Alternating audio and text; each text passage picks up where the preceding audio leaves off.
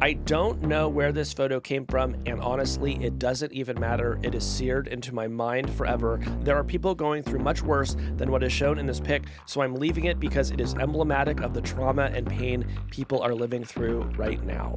So that's a pretty rich text, I would say. Totally. Because what it's telling us is we're now in a world where we share things not because they're true, but because they're emblematic of the way that we feel. Right, they feel true. Yeah, they feel true. Well, they're announcing the Nobel Prizes this week, Casey. That's right. And for another year, we've been shut out.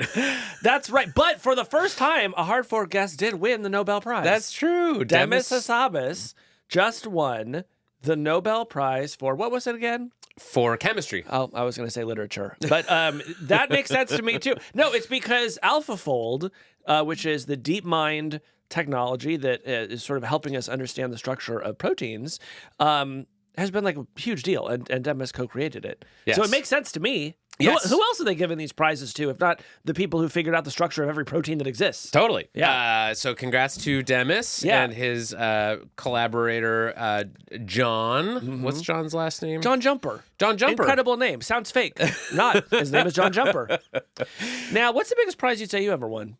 Let's see. I won the reading prize at my public library in 5th grade. And did that come with a free personal pan pizza Sure did. at Pizza Hut?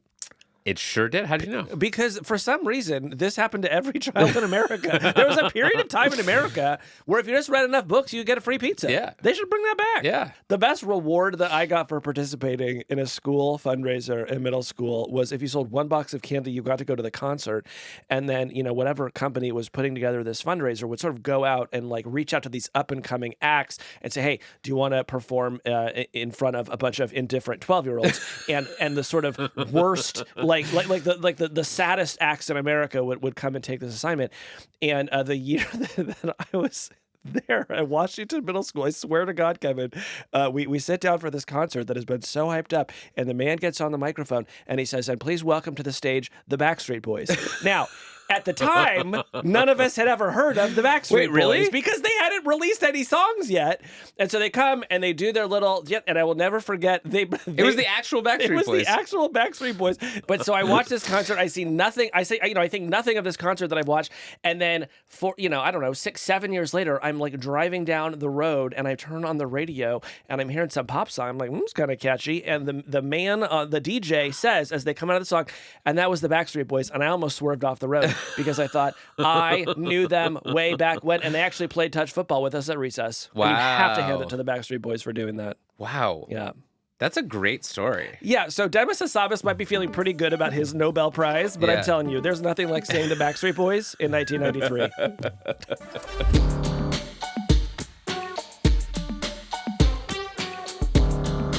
I'm Kevin Roos, a tech columnist at the New York Times. I'm Casey Newton from Platformer. And this is Hard Fork. This week, in the wake of Hurricane Helene, a storm of slop. We'll dig into the rise of AI misinformation in politics this election season. Then, filmmaker Cullen Hoback on his controversial new documentary about the history of Bitcoin and why he thinks he's found the real Satoshi Nakamoto. There was, in fact, a $40 million betting pool on who the film would name, and Peter Tom was not on that list. Finally, Kevin, the train has returned to the station. It's time to reboard the Hot Mess Express. This is a very hot mess. I'm not going to say it's a nuclear mess, but I'm going to say it's a very hot mess. It is. Here's the thing. Well, Casey, it's time to talk about slop. Yes, Kevin. Wait, I can do better than that. All right, say it again.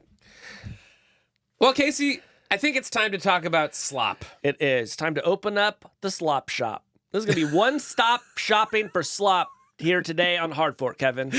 Yes. So the big news this week in the country is this rash of hurricanes that is ripping through the southeast and Florida.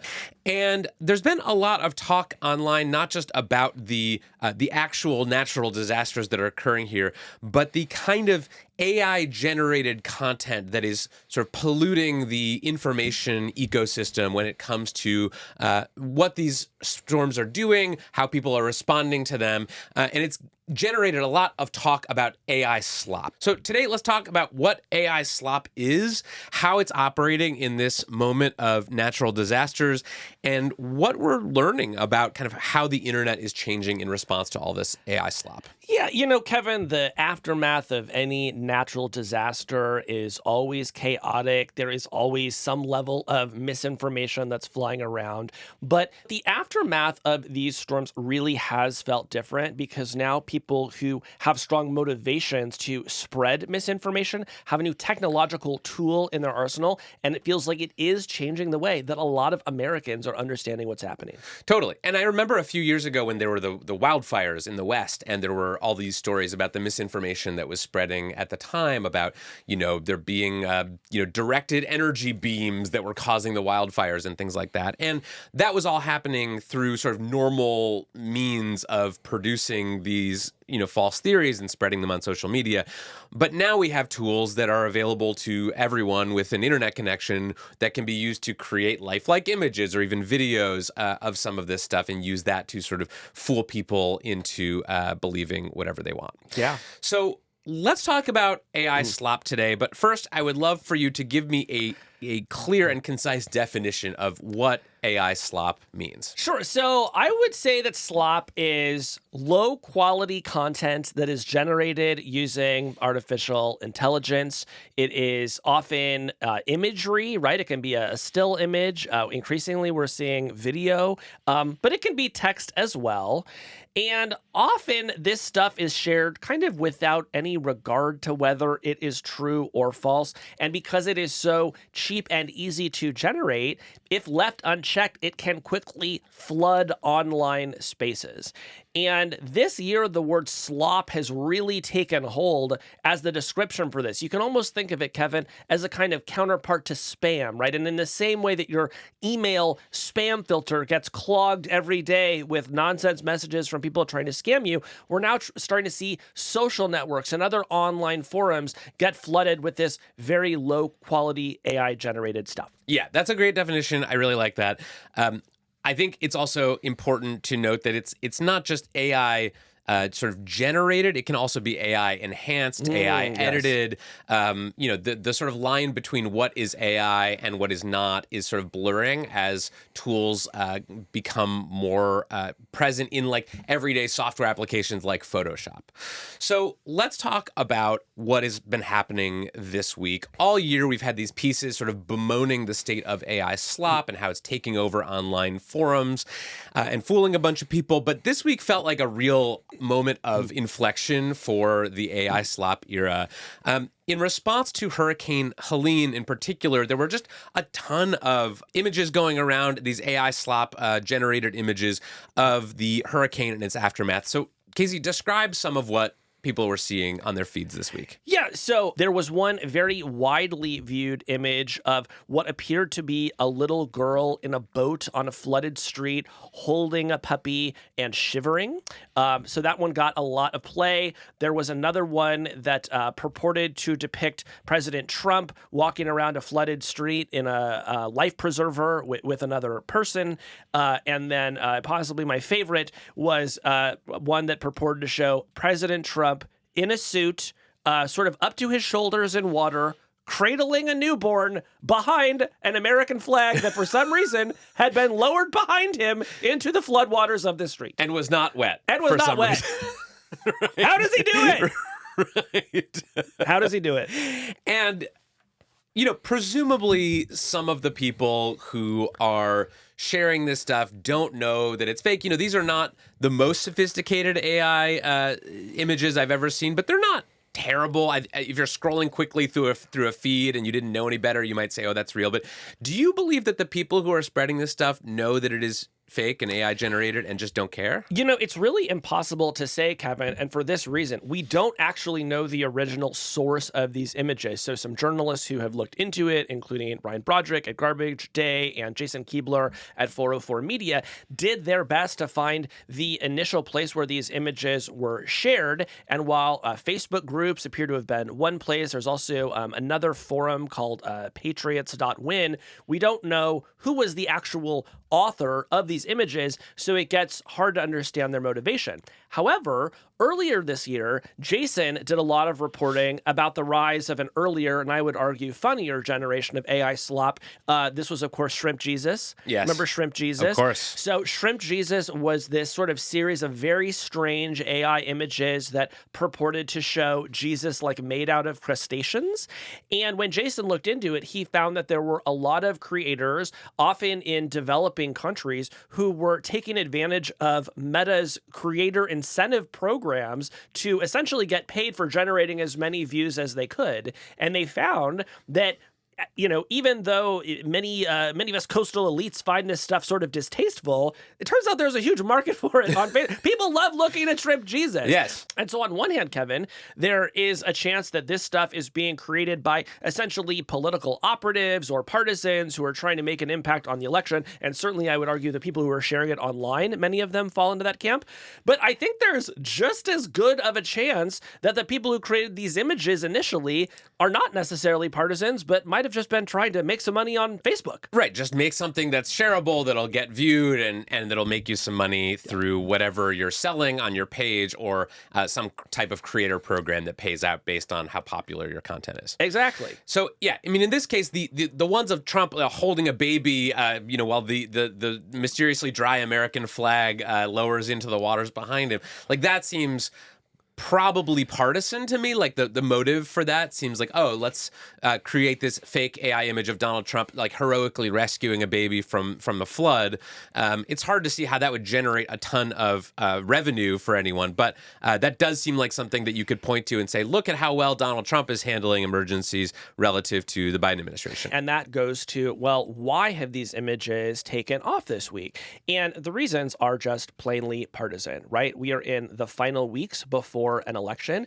We've just had a series of major natural disasters. I think a lot of folks remember President George W. Bush's botched response to Hurricane Katrina, which greatly damaged him. And they're looking at this situation and they're saying, well, if we can make a similar case that the Biden administration has botched the response to Hurricane Helene, maybe Donald Trump will have a better chance of winning the election.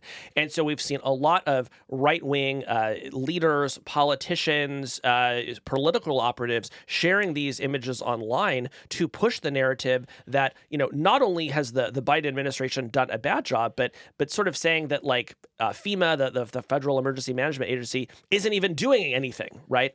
Yeah, this was something that Elon Musk has been posting a lot about, is how he thinks that FEMA is falling down on the job, and based on these sort of like erroneous or just fictional claims, he's sort of boosting it from his account, which is obviously huge. Yeah. And to me, that's where this gets into the realm of the truly dark, Kevin, because while the AI slop is the sort of shiny new technological feature of this, as we said a bit earlier, spreading misinformation after natural catastrophes has happened basically after every national catastrophe. What is different here is people are seeing an opportunity to, in some cases, just make up entirely fictional narratives about what the federal government, allegedly is not doing after this natural disaster, and then quickly generating evidence to support it online, right? Right. Like generating these fictional images that they can share that say,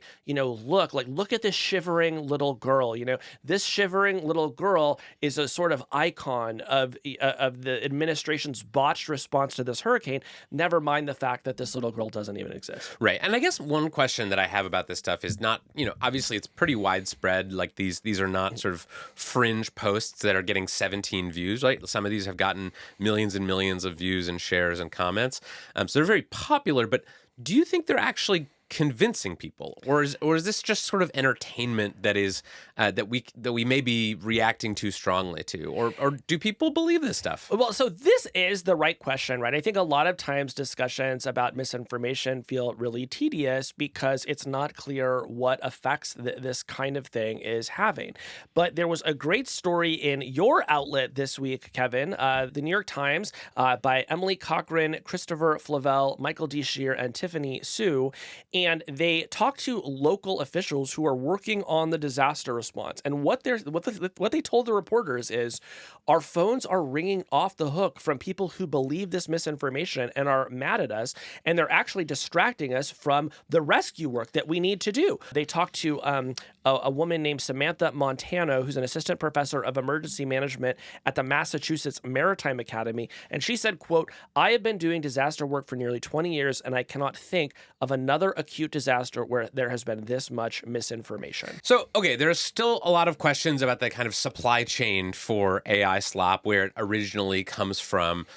But there's also the distribution piece too, which is like, who is actually spreading this stuff?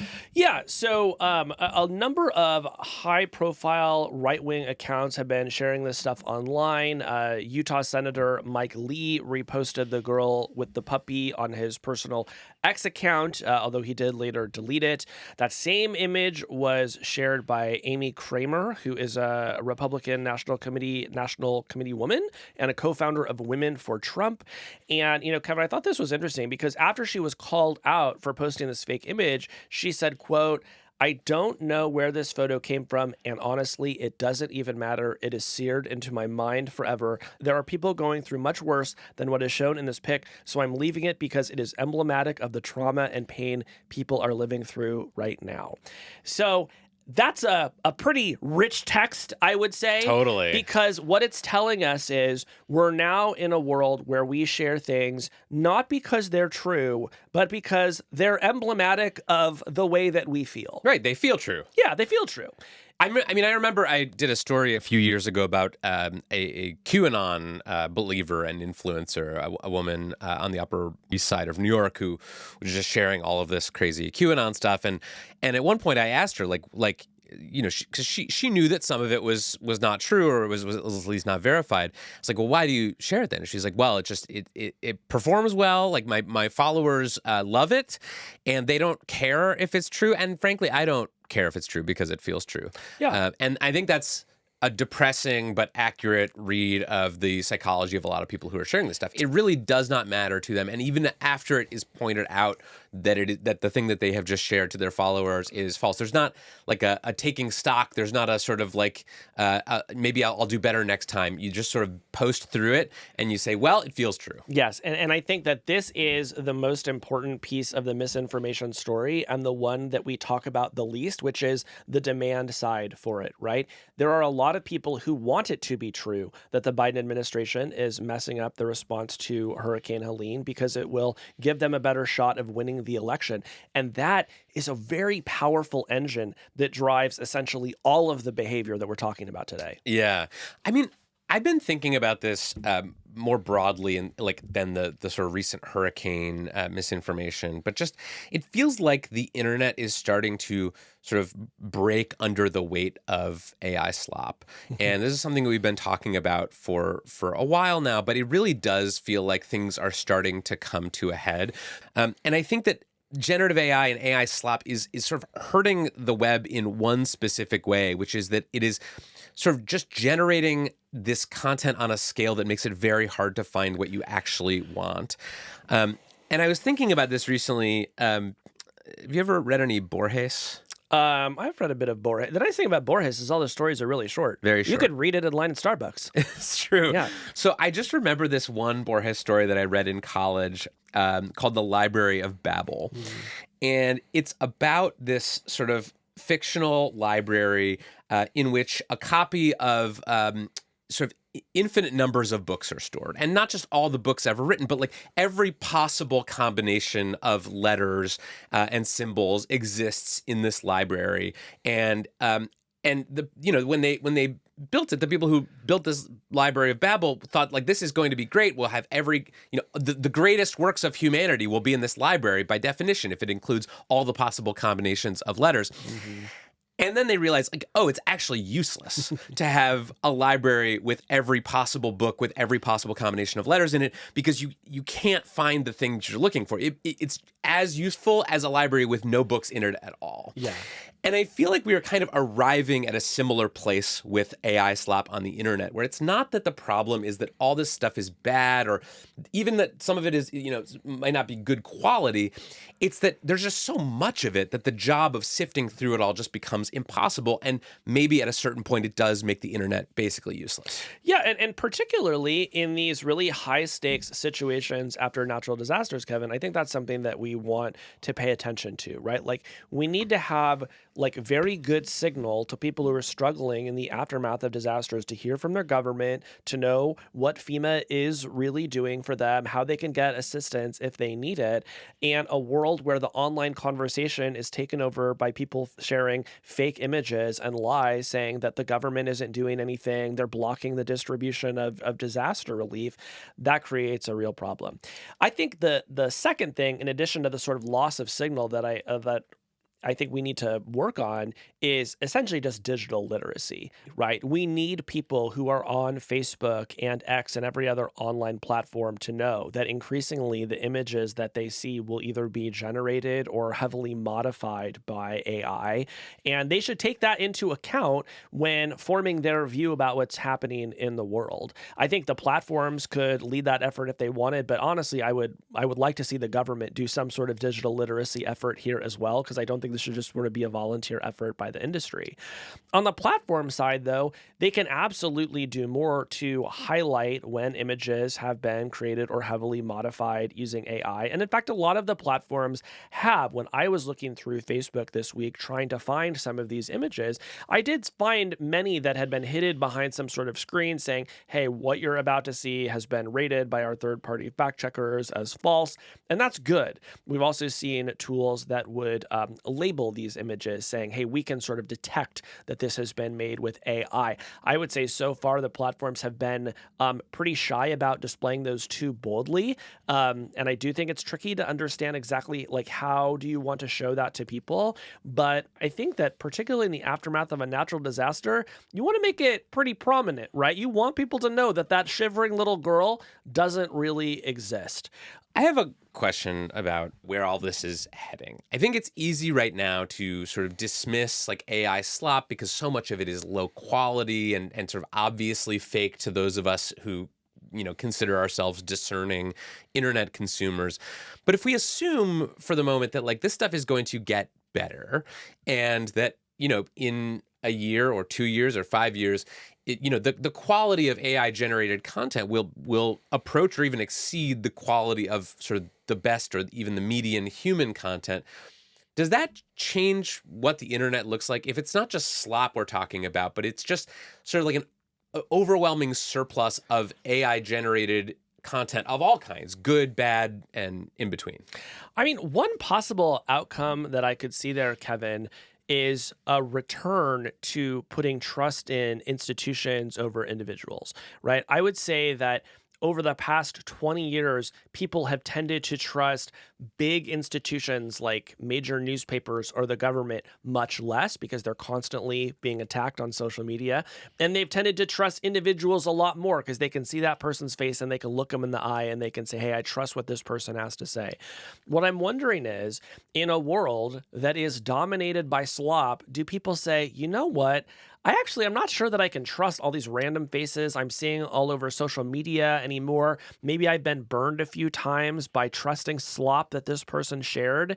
And maybe if I can sort of separate myself from the fact that this person is always telling me what I want to hear, I'm actually going to go out and seek a source where I know that that information has been vetted, right? Maybe that's not the majority use case here, but I can see more people wanting it over time because, as partisan and emotional as many of these discussions can be, I do believe that most people at the end of the day want to know what is true. And in a world dominated by AI slop, I think what is true is you're probably going to need an institution to help you figure that out. Yeah, it also makes me wonder if what is prized among people who make things on the internet is going to change. Like maybe we're moving from an era of the creator economy into something more like a curator economy, right? Where the people who will be trusted, will have status, will be sort of widely followed online, will not just be people who make stuff, but they'll also be people with sort of good judgment about what is real and what is not. There'll be people who, most people don't have hours a day to sort of sift through everything they look at online and say, like, what's true and what's not, what's slop and what's real. They're going to put that trust in someone or maybe an institution, and the value, I can see the value of curation really going up. Well, I love that you basically just described my job at Platformer. Yes. Have you ever been fooled by a piece of AI slop? Oh, of course. Well, wait, I'm trying to think. AI slop. I mean, yes, I'm pretty sure that when I saw the Pope in a puffer coat, I thought it was real. Yep. Because he just looks so cool. I know. Yeah, of course, if you don't remember this, you can just Google Pope in a puffer coat, and you'll see, one of the sort of early viral pieces of AI slop, which was, Pope Francis in a coat that he does not own, but was very beautiful. Yeah, that was the one that got me too. Yeah. Yeah. What is it about that coat? I don't know. It's very swaggy. Great coat. When we come Hoback, it's Cullen Hoback. The director of a new documentary thinks he's found the real Satoshi Nakamoto. We'll dig into all the evidence, and then we'll ask him for some Bitcoin. We'll dig into a little bit of the evidence. Show's not that long.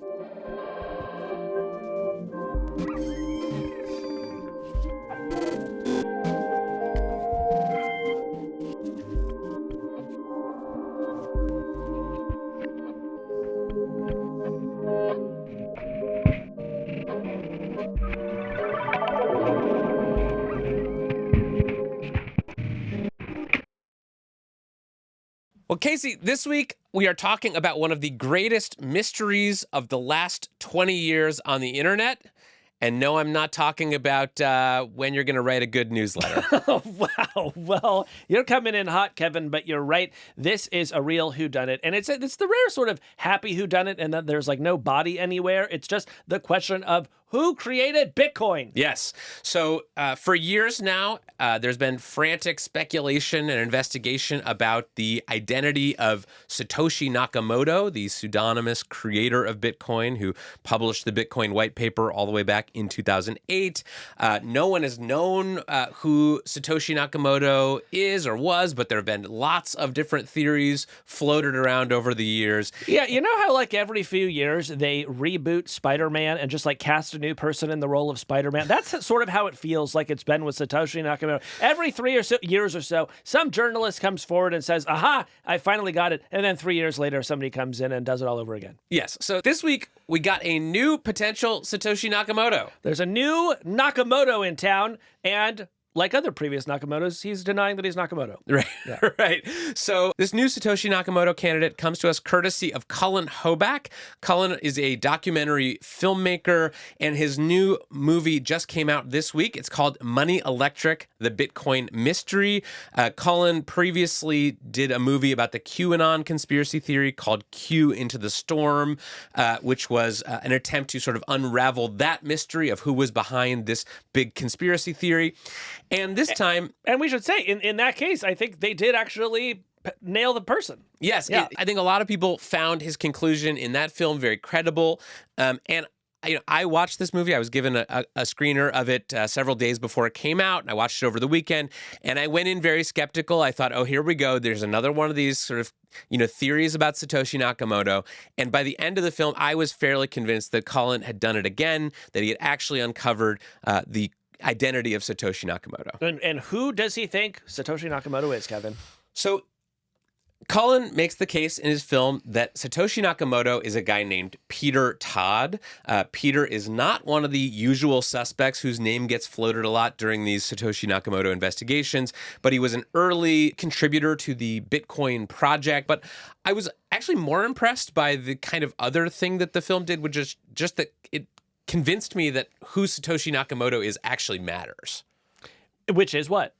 Which is, obviously there's sort of the financial angle, right? This is a person who presumably controls, billions of dollars worth of this cryptocurrency now. And so I think it's important to understand, who that person is. But this is also like a movement, like whatever you think of Bitcoin, whether you think it's a scam or it's worthless or whatever, like it has had a profound impact on global finance. It's, worth $1 trillion. It's this $1 trillion industry. It's also influencing a lot of of central banks around the world and how they're thinking about starting their own digital currencies. Obviously, it's created this tribe of kind of Bitcoin true believers who are now very influential in US politics. So I just think it's had a big impact on the world, even if you are not a person who cares about Bitcoin itself. I think you will care about this film because it just illustrates the many ways that this single invention has sort of rippled out into the world. Absolutely. And, I really agree with you that who Satoshi is does matter, even if you're not a Bitcoin person yourself. For my own part,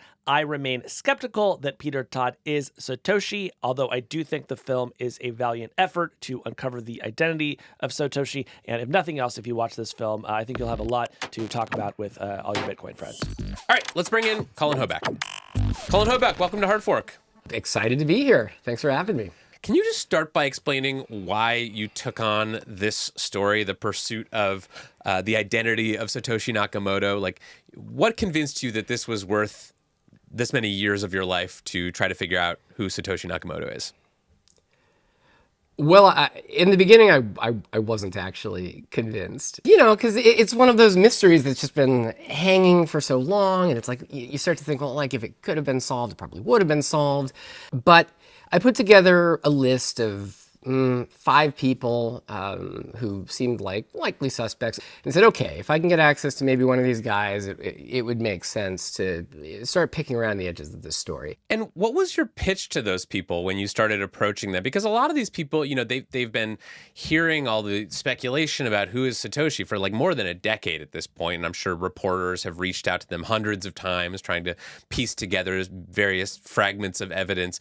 So how did you approach these people who you thought might be Satoshi or might be connected to Satoshi? What did you tell them you were working on, and how did they respond? I mean, I try to be very upfront. I said this is a story that's looking at the origins of Bitcoin to understand how it became what it became, but then also perhaps understand Satoshi's motives and maybe figure out who Satoshi was. So this is how I kind of pitched it. And the first interview I did was with Adam Back. He's the cryptographer who invented something called Hashcash, which is really one of the key technological aspects of Bitcoin. And Adam Back was also the first person that Satoshi had ever reached out to. So that was the jumping in point. I go to Malta, spend some days there, and get to know him. And his answers were pretty suspicious. And after that, I said, all right, well, maybe there is a story here. Yeah. So let's talk about the investigation into the identity of Satoshi Nakamoto. Tell us about Peter Todd. So Peter Todd was a self-taught coder, a super genius. He starts communicating with Adam Back and some of the other cypherpunks at the age of 15.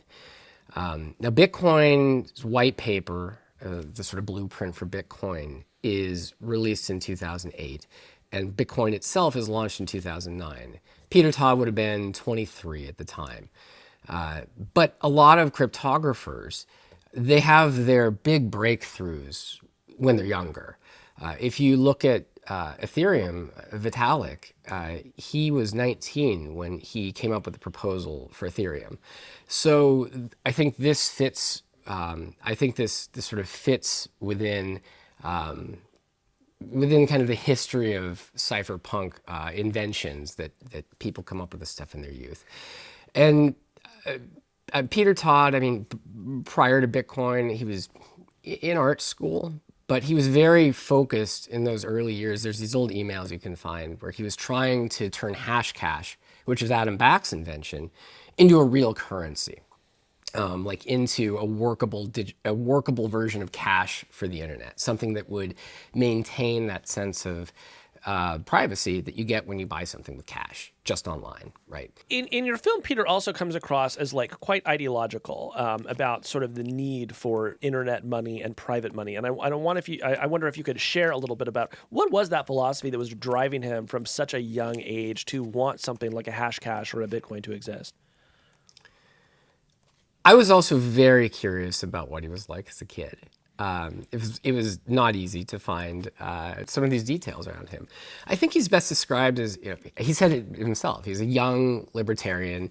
I think he self-describes more as a soft libertarian. And That's a libertarian who doesn't go to the gym? yeah. I think that's an apt description. Yeah. Yeah, I mean, libertarianism is a big umbrella, right? So yeah, you have your libertarians who don't go to the gym. You have your anarcho-capitalists. Yeah, you have ones who don't believe that any state should exist at all. Peter Todd is not one of those. He's someone who understands that governments will exist. Got it. But he also stands in opposition to them. And the breadcrumbs that led you to Peter Todd, I think we should just say they're complicated, right? There's a reason this film is as long as it is, because it does take a lot of background information to just be able to understand how you started piecing together the clues that led you to Peter Todd as the suspect for Satoshi Nakamoto. But can you just give us, like, what is your best piece of evidence that led you to claim that Peter Todd and Satoshi Nakamoto are the same person? Sure. So Peter Todd is masterful at muddying the waters. And in the film, you get to go on this journey where you're conversing with people who have interacted with Todd in the past and have been disoriented by this. Some people think he works for he's a government agent trying to undermine Bitcoin. There's all these wild narratives that have formed around him. But the key piece of evidence, and the thing that started to unlock this for me, he makes this post in 2010, and he's only made 3 posts on the forums up until this point. And that post really reads like a continuation of a thought of what Satoshi had just written. It's like an hour and a half later, and Peter Todd is the only one to add on to this post with a deep knowledge of how the system that Satoshi was describing was working, to the point of just making like a small modification to. He's basically correcting that post. Satoshi. It's a correction post. It's a correction post. Yeah, I think that's the best way to put it. And what it looked like to me is that Peter had logged out of the Satoshi account, logged into this new account, not realized he'd logged in, and written this correction post. And then both he and Satoshi evaporate after this. And clearly it indicates an unbelievable degree of involvement at that time. To be able to correct Satoshi on a very minute detail about something called replace by fee, which is a technical solution that he would add to Bitcoin himself years later. But he would invent this whole character and construct this whole wild narrative with an email hack and all of this stuff, just so basically he could have an excuse to write replace by fee. So we're talking about a guy who loves playing these kinds of games, loves playing with alternate identities. And I think that speaks to why this mystery has stood for so long. What's your personal level of confidence that Peter is Satoshi? I mean, look, I think that based on the evidence, we make a hell of a case. I'm very confident in the case that we make, and ultimately, I mean, I'm hoping that the audience will watch and come to their own conclusions.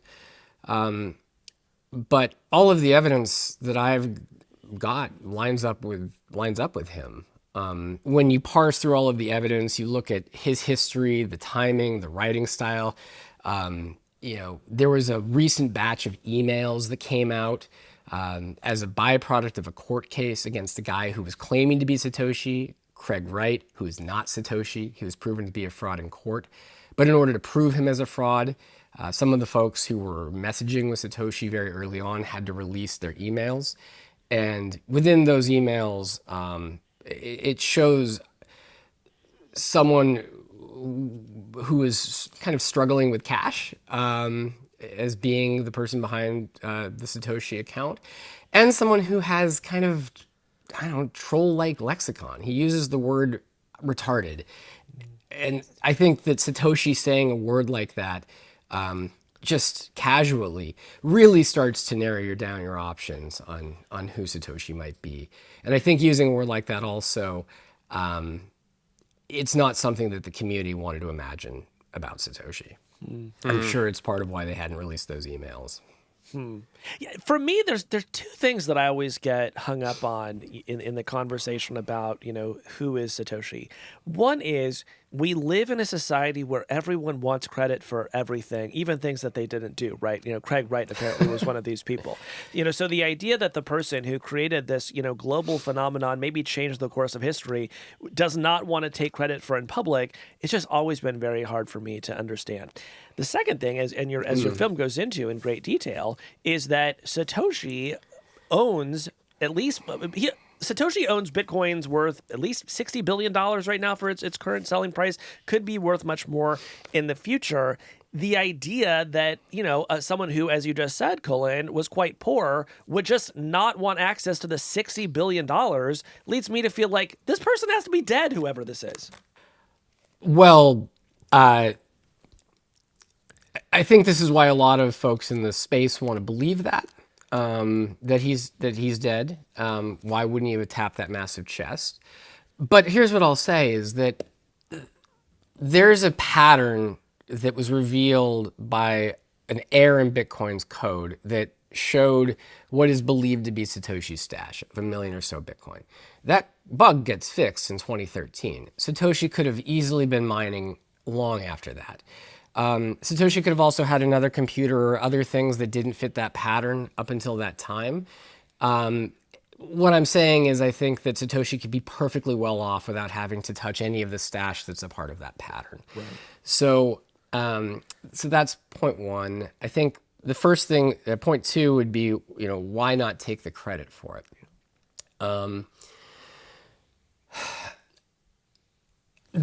I think the motivations over time have shifted of why to protect Satoshi's identity. We make this case in the film, and this is what I believe. Most people have thought Satoshi used anonymity because they knew that Bitcoin was going to be this massive success, right? But in the beginning, the cryptography mailing list, the cryptographers there largely poo-pooed the idea.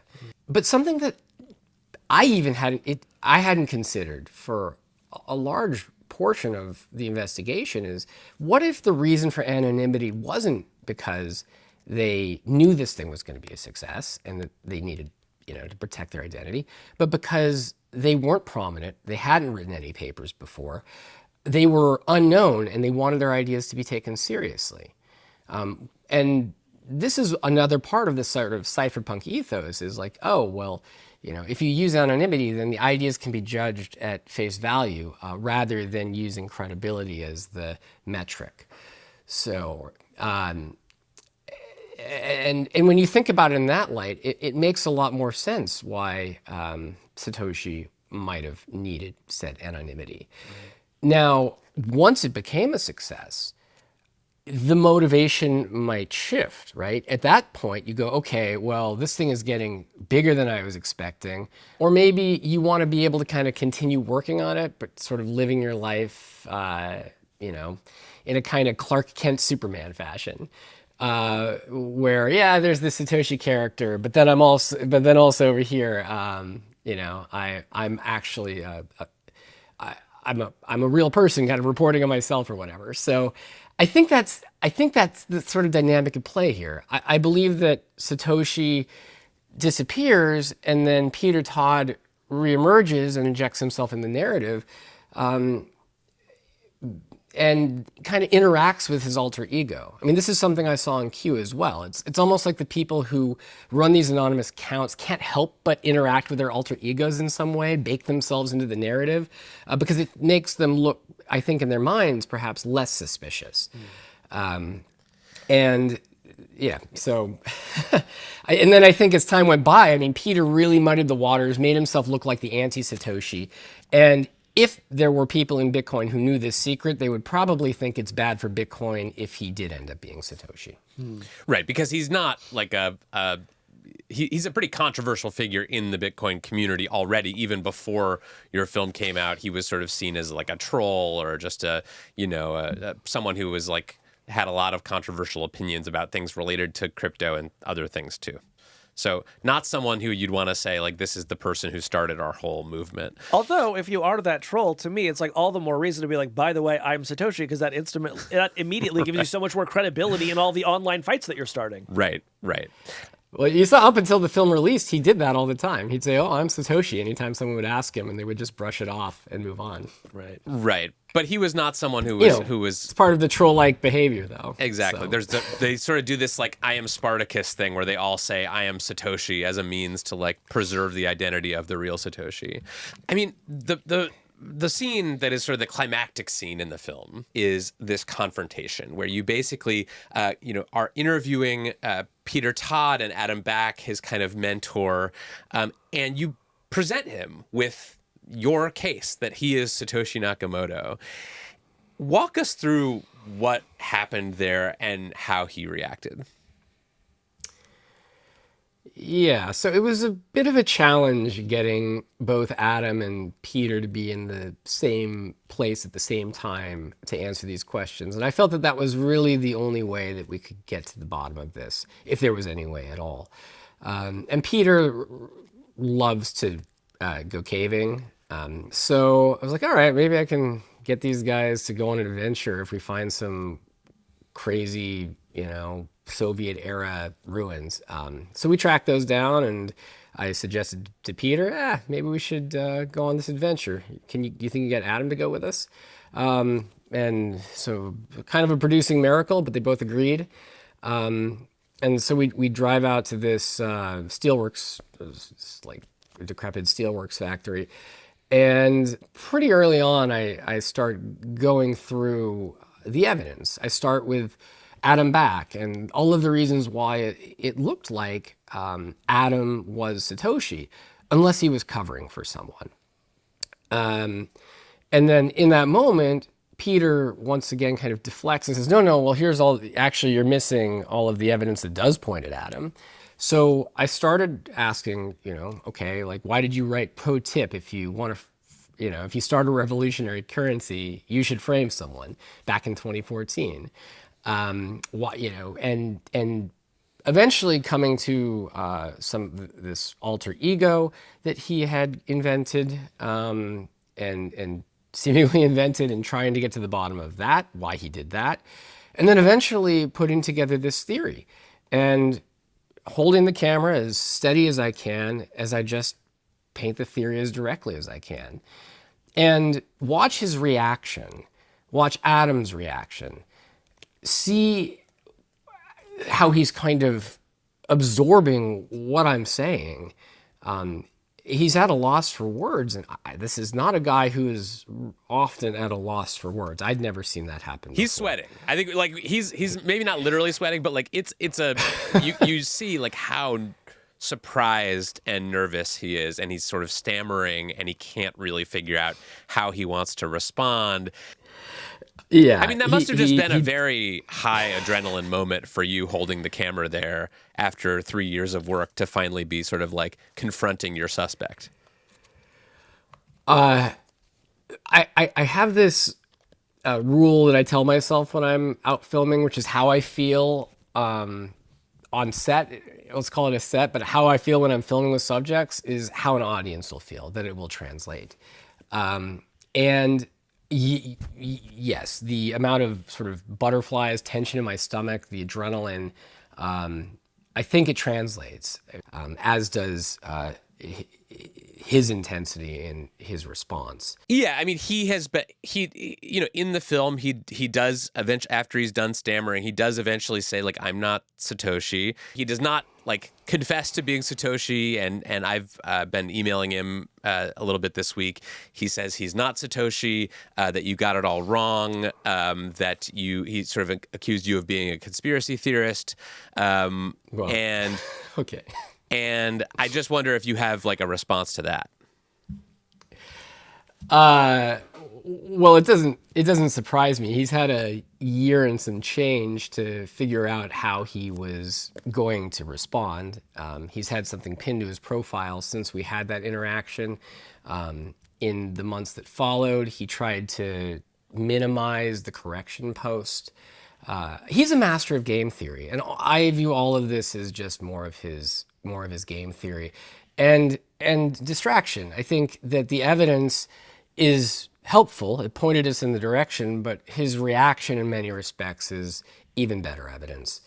I will say that like doing something really big and then not wanting credit or attention. There is something Canadian about that. I do think that is a point in the favor of the Peter Todd case. Why don't you think Peter Todd has been a suspect? I mean, thousands of people have been looking into this for years and years and years, and like Peter Todd was not in the top 10 or maybe even the top 20 suspects of who Satoshi could be. So I think that he's really become adept at figuring out how to muddy the waters in such a way that even with a case that's being made like this, with a lot of strong evidence, the community isn't prepared to even entertain it. There were a couple of instances where people had brought it up, but they would just get laughed off the forums. So he had been suspected occasionally, but for the most part, it was just discounted. right. I mean, I think we should just say, like, in the interest of fairness, this is not like a smoking gun case, right? In order to definitively prove that Peter Todd is Satoshi Nakamoto, you would have to do something like catch him using the private keys to Satoshi's Bitcoin wallets or something like that. But let's say you're right, and Peter Todd is Satoshi Nakamoto, and the evidence that you've laid out holds up. Do you think that changes anything for Bitcoin or its future? Well, I think the best outcome from this would be if, say, in the next couple of weeks, Satoshi burns the entire stash, burns the million or so coins. Burn meaning like destroys in a Destroys cryptographically irreversible way. Cryptographically, in a public way for all to see on the blockchain, which is Bitcoin's public record-keeping service. Anyone would be able to see it. It'd be totally verifiable. It'd be the best thing for Satoshi and the best thing for Bitcoin. It would be a almost Christ-like thing to be able to do something like that, or it's like throwing the one ring into the volcano. But assuming they still have access to the keys, all of this goes away if that were to happen. Yeah. Yeah, this could end up being a very costly documentary for Satoshi Nakamoto. It could cost him $60 billion. Yeah, I mean, this is one of those things. It's like, I mean, do you want to know? I think everyone should ask. Like, if somebody controlled 1/20th of all the gold on Earth, would you want to know who that was? And when it comes to Bitcoin, it's like, all right, well, someone may or may not still have control of the keys to 1/20th of all the digital gold on Earth. Yeah. Which is really I what think Bitcoin it would is deflate becoming. I think it would deflate the community if they knew that it was, because so much of the myth around Bitcoin and the reason that people love it is because it does have this kind of murky origin story. Like, people talk about it like an immaculate conception. This thing just sort of basically sprang out of the ether into existence. And of course it didn't. Someone came up with it. Someone wrote the white paper. And I just think if you bring if you pull back the curtain and it's just some guy, I think that does actually maybe weaken the case for Bitcoin over time. I think you're right in the short run. I think that it's this thing that maybe in an immediate sense, people would react and go, "Oh God, like Satoshi is a human with all of these human problems," and then as that might affect markets. Not my problem, but it might affect markets. But I think in the long run, this mystery actually is also is starting to become an albatross hanging around Bitcoin's neck, and getting over that would be probably a benefit to Bitcoin, just to have some resolution there. Also, I think this is something worth noting, which is that a lot of people you mentioned Dorian earlier, Hal Finney's wife, a lot of folks have had their privacy invaded over the years so that Satoshi could keep theirs, and there's an easy way to stop that, which is just to come clean, to burn the coins. So I think the ball's really in Satoshi's court here. And I think there's some clear steps that could be made to just bring this all to a poetic conclusion. Yeah. Well, Cullen, if you have run out of internet mysteries to solve and you need a new one, I would just suggest that you look into the redeeming qualities of Casey Newton. People have been looking for those for years, and no one's cracked the case. So if you need an idea for a next film, it might be more than 3 years for that, though. So it'll take a while. All right. Well, I'll get on the way back machine and see what I can find. All right. Thanks so much, Cullen. Thanks, Cullen. All right. Thank you, Kevin. Thank you, Casey. When we come back, it's time to pack your bags and grab your tickets. The Hot Mess Express is pulling into town.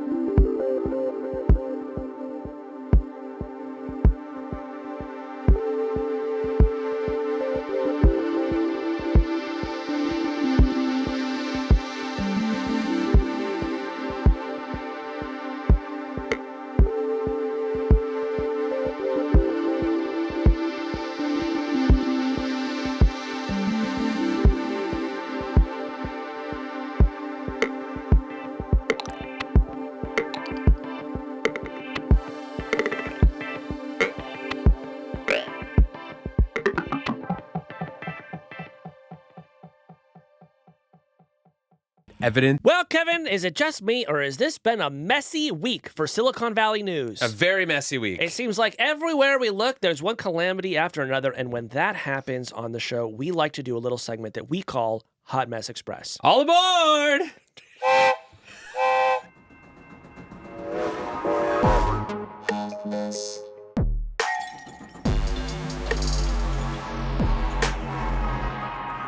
Well, if you're just listening, you cannot see that Kevin and I are wearing our train conductor hats, and we do have a child's train set laid out before us here in the studio. And on that train set, Kevin, in a boxcar, are a series of paper slips, and what we are going to do is we are going to pull those slips out of the car, discuss the news, and then award them a rating on our official Hot Mess thermometer. Yeah, and if you're not watching the video version of this show on YouTube, if you're just listening to the podcast, you are missing our gradual transformation into children's prop comedians. I thought you were going to say very hot people, but also that. Shall we draw the first slip out of the Hot Mess Express, Kevin? Let's do it. All right, what do you have for us? Well, pulling into the station, we've got Comcast discovers thing people hate more than paying $150 a month for cable. Well, I can't imagine what that could be, Kevin. What is it? Well, there was a data breach that resulted in the leak of the social security numbers of over 230,000 Comcast customers. And we're actually going to read the names of those customers just so you know if you're affected. Okay, we're going to start off with Adam Adamson. What's his social security number? Well, okay, I'm getting word we're not supposed to say that. Okay. All right. Casey, what do you make of this mess? Well, Kevin, I'll be the first to say it's bad. I'm coming out against data breaches, but I don't care who knows it. You know, Kevin, as bad as this is, I have to say I think that it's only going to be a warm mess for me. And the reason is because last October, Comcast had a data breach that affected 35 million Comcast customers, which, according to my research, is actually most Comcast customers were affected by this. So 237,703 Comcast customers, well, surely that is going to be a huge inconvenience to them. It is, frankly, just a warm mess compared to what happened to almost all customers just last year. It's not very popular to defend cable companies in this day and age, but I think I will agree with you that this is only a warm mess, in part because I don't think that social security numbers being leaked should be as big a deal as they are. This is sort of one of my hobby horses, is that it should not be a secret what your social security number is. That number was never supposed to be sort of a unique identifier used for security purposes. That's not the point of social security numbers, and it should not be possible if your social security number does get leaked to use it to steal your identity or steal your money or anything else. I agree with you, Kevin, and I think it's time for you to be part of the solution. What is your social security number? Wait, we don't have time for that. There's another train coming down the tracks. Oh, wait, that's the wrong button. Okay. All right. Actually, can I say one more thing about Social Security numbers? Say it. Do you know that Social Security numbers go east to west? How so? This is one of my favorite facts about Social Security numbers. So you were born in California, right? I was. So that means that your Social Security number probably starts with a 5 or a 6. It starts, well, I'm not going to say. But let me just say, not a bad guess. So the way they do it is that the first 3 numbers of your Social Security number correspond to where you were born. And numbers on the east side of the country start with 0s and 1s, and numbers on the west side of the country start with 5s and 6s. That's so interesting. And then the last 3 numbers are just your IQ. So go ahead and look, and it'll tell you everything you need to know. All right. All right. Next up, you pull the next one. Can you pull it and hand it to me? No. Okay. I'm not your monkey. Okay, great. I'll just rearrange the entire studio. You have longer arms. Okay. Get back in front of the microphone. Somehow I did. I got to do everything around here. Somehow I actually did pick up the second one. Okay. All right. Next up on the Hot Mess Express, Kevin. Who ordered Chinese feud? Here's what happened, Kevin. News broke over the last weekend that Chinese hackers had penetrated the networks of a bunch of U.S. broadband providers, including Verizon, AT&T, and Lumen. And Kevin, do you know what group these hackers belong to? What group do they belong to? Salt Typhoon. Salt Typhoon is how my friend Alex seasons his steak. But it's also a terrifying hacking group based in China, and they appear to have collected data on internet traffic and the browsing histories of millions of Americans and businesses large and small. And the Wall Street Journal, Kevin, actually characterized this breach as potentially catastrophic. So, what are the hackers doing with this information? We don't really know. The government is investigating. But here is where it gets a little messy. The Communications Assistance for Law Enforcement Act, or CALEA, Kevin. Do you know about this law? No, but I know a child named Kalea. Oh, really? Hi, Kalea. Hi, Kalea. What's your social security number?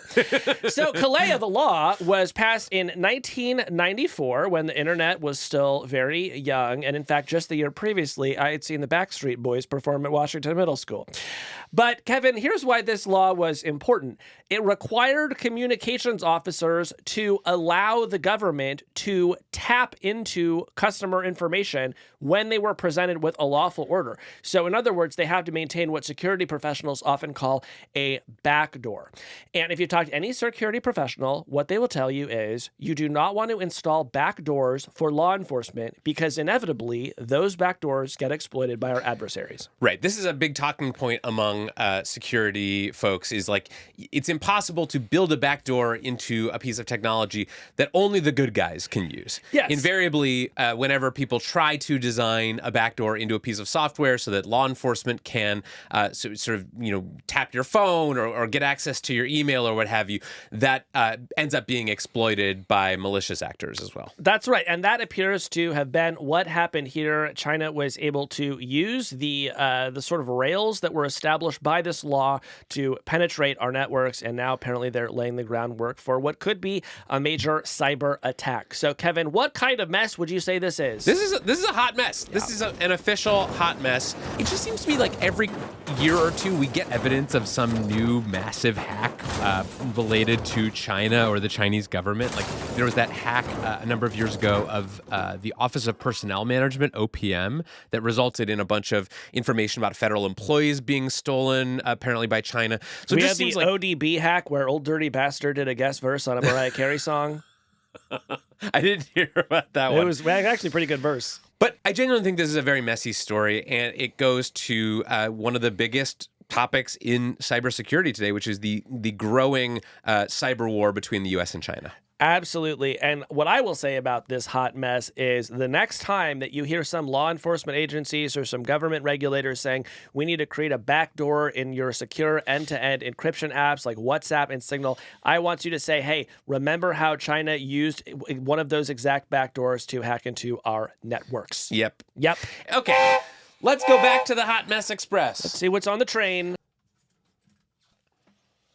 Next up on the Hot Mess Express, Snoopy hates you. What? Snoopy hates me? What did I do? So this is a story that came out over the last week or so about a major dust-up, a major mess between two rival fan communities of Snoopy, the cartoon dog. Well, Kevin, I've always thought of the Snoopy fandom as a sedate and happy place for people to share warm childhood nostalgia, so I'm sure whatever they're feuding about could not possibly be that serious. So the feud started recently when a Snoopy fan account called Snoopy Weekly posted an image of Donald Trump drawn in the style of Charlie Brown, shaking hands with Snoopy, along with an endorsement that ended with "Make America Great Again." This, of course, was sort of very controversial in the bipartisan Snoopy coalition. Snoopy has generally stayed out of politics, and I believe he has not previously made an endorsement in a presidential race. True. And so there were other communities of Snoopy fans who responded with comments on this post, including one that said, "Snoopy hates you," which is just a pretty harsh thing for a Snoopy fan to say to another Snoopy fan. Very much so. Others accused Snoopy Weekly of a recent, quote, aggressive fascistic push, and pointed people to another fan site, Daily Snoopy's, where Snoopy has appeared to show support for Palestinians and progressive causes. Oh, my goodness. Well, Kevin, it just goes to show that we're living in such polarized times that politics can't help but find their way into previously sacred spaces such as the Snoopy fandom. Yeah. I just feel like the great thing about these fandoms is that they are, a lot of these fan accounts are operated by, individual people, and those people just have their own challenges in their lives. And so sometimes one of these fan accounts will go dark for a while, and the person will come back, and people will be like, "Oh, welcome back. Where have you been?" And they'll say like, "Oh, I was in prison," or, "Oh, I had like a major like mental health crisis," and it's like, but now I'm back, and here's more images of Taylor Swift. So yeah, always a good time on the internet. What an inspiring internet we've built. Wait, what kind of mess did we decide this is? I think this is a medium mess. Obviously, if you're a Snoop, I don't know. What do you think? I think this is a hot mess. Like a Snoopy fan account went dark after endorsing in the presidential election. That's so needlessly messy. Yeah, it's ridiculous. It's messy. It didn't need to be this way. And actually, my understanding is that Charles Schulz, the creator of the Peanuts, took a lot of pains to keep Snoopy out of partisan politics. Basically, he wanted Republicans and Democrats to love the Peanuts universe, and so he sort of rarely waded into charged political topics. Yeah, Snoopy refused to campaign for Warren Harding in 1926. What else is coming down the tracks? This next one's for you. Okay, great.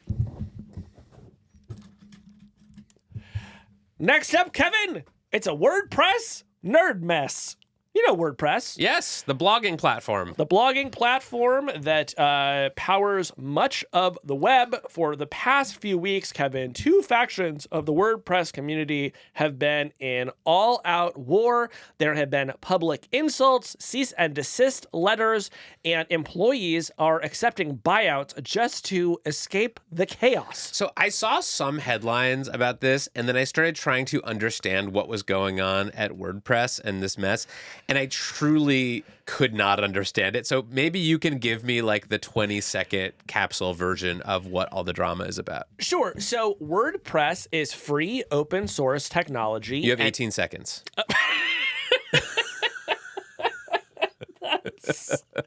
I guess now it's 13. Okay, we didn't call it the Hot Mess Express. It's not the Hot Mess long version.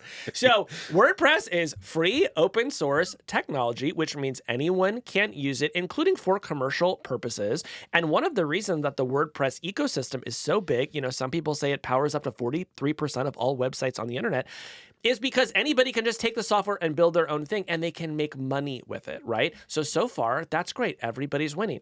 But here's the thing. Along comes a private for-profit company called WP Engine, and they start to make lots and lots of money off of WordPress. But, and here's the catch, Kevin, they don't really contribute very much back to the ecosystem. So the etiquette of open source is if you use this product, you should be improving it, you should be forking it, you should be pushing your little changes and your little bug fixes. But WordPress's founder, Matt Mullenweg, is arguing that WP Engine has been a bad actor in the ecosystem by essentially taking all of the good that WordPress ever created, hoarding it and reselling it and not contributing its fair share. So that is the argument. But here's the thing. That's not actually how open source software really works. So if you want to know, well, what is the argument against what Matt Mullenweg is saying? It's like, look, whatever they're complaining about, these are not the terms on which open source software is offered, right? The terms are, I'm giving you this. I'm making no warrant that it is, safe or whatever. Like, it's essentially, buyer beware. But once you take it, you can do what you want with it. And so for them to come in afterwards and say, well, we've just decided that you have to pay us 8% of your revenues or we'll see you in court. If nothing else, it is a breach from how these kinds of disputes are normally handled. Kevin, what makes this even messier is Mullenweg's own entanglement with the broader WordPress universe. He is the owner of wordpress.com, which itself sells these services commercially. And so some people are arguing that he is being hypocritical. Is wordpress.com contributing to the open source community? There's sort of a lot in there. And again, it's very personal and it's very entangled and it's very messy. Wow. I almost understand what's going on at WordPress now. Thank you for that. How would you rate this on the hot mess thermometer? This is a very hot mess. I'm not going to say it's a nuclear mess, but I'm going to say it's a very hot mess. It is, here's the thing, feels very personal for something that ultimately is just about open source software that makes websites. There is clearly so many hurt feelings here. There are so many accusations. And at the end of the day, it's not really clear to me that it's going to matter that much to anyone who uses the internet. So that just feels very messy, Yes. I would say it's a very hot mess too, because if I've learned one thing over the past year, it is that open source software developers will get very, very angry at you for doing things they don't like. This happened to me. I'm not going to tell the story. No, let's get into it. No, what's the worst thing that ever happened to you because of open source software? Well, I made a joke in a column about an open source database called Postgres that sort of implied that it was too nerdy to understand, and people got really mad. I got a lot of Linux developers emailing me. Let me just say, that was a hot mess. And that's why it's important that your social security number never leaks. Yes, it's true. All right. You think you just fell I keep pressing the wrong button. I think we have one more mess to discuss, Kevin. Last stop on the Hot Mess Express today. Chrome away from home. This is a story about Google and its seemingly endless antitrust struggles. This week, the DOJ made a court filing in its antitrust case against Google, suggesting that one of the things that they want the Department of Justice to do is to force Google to break up. Yes, Kevin, we've now entered the remedy phase, which is, of course, Jason Mraz's favorite phase of any antitrust trial. And the Department of Justice has put forth what it thinks would sort of right the ship, would prevent Google from having an unfair advantage in maintaining its illegal monopoly in search. Yes, and one of the things that the DOJ wrote in this filing is that they are considering forcing Google to basically spin off certain products, including Google Chrome, Google Play, and Android, to basically stop them from using those products to give an unfair advantage to their search business. So, Casey, what do you make of this mess? Sounds great to me. I mean, honestly, I don't know what benefit I'm getting as a consumer from the fact that Google owns Chrome, right? I'm not really sure what benefit I'm getting from Google owning Android. I see all the benefits from Google, owning this sort of vast swath of the web. But for me, it's much less clear. So, Google put out a blog post today where they said this would harm consumers, it would be bad for privacy, and it would discourage innovation, suggesting essentially that Google would simply stop trying if it no longer owned, all of these services. I think they're crocodile tears, and I'm very excited to see the DOJ make this full case in the weeks ahead. Yeah, and who knows if this will stand up? Who knows if they'll actually go all the way toward forcing a breakup? A lot of people have sort of been speculating that they'll go for some sort of halfway remedies that would sort of make Google's life a little bit harder, but wouldn't force them to actually split off any parts of the company. This would be a big deal. If it did happen, it would be the biggest deal since the Microsoft antitrust case, certainly. Some are saying it'd be the messiest breakup since the Love is Blind season finale. It's a great topical TV joke. I haven't watched the show, but people are saying that. Yes. So what kind of mess do you think this is? This, I would say, for now, this is sort of a simmering mess. This is like a medium mess. that has a potential to boil over if the DOJ does in fact decide to pursue the big remedies. I think that's fair. I would say that it is not a mess. This is actually just the wheels of justice turning in the manner that I wish they would more often, which is to go tackle the biggest problems on the internet and attempt to resolve them in favor of the consumer. So our thanks to the Department of Justice. Okay. And with that, Kevin, it's time for the train to once again leave the station.